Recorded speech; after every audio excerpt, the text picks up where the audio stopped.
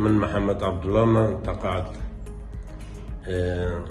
3-4 دکتر چوی ما هری کی 30-40,000 50,000 بس حقی اودی درمان آرگیدینا پشتینگی فحصکانی کردینا هیچ علاجی نبود.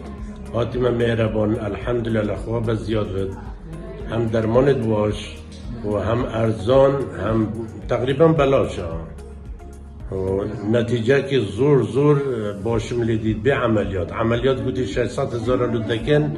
اصطلاح خواب زیاد بود. هنده درمان داینما زور کم و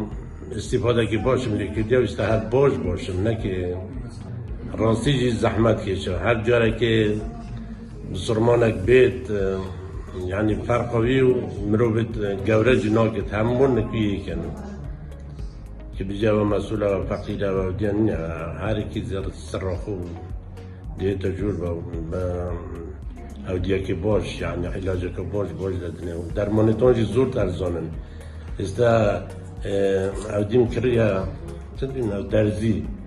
درزی لدره به 6,000 دینار بکلیاره لیره به 2,705 دیناره و یه تیرد باش بون استفاده مالکه تی دره هیچ استفاده نب خانه زور خواهنه و یا باشه و خود خرایی بنویسه تا خسته خانه جی چه گیری و دکتر جی گرک باشه خسته خانه جی باشه یا خواهن و پاک و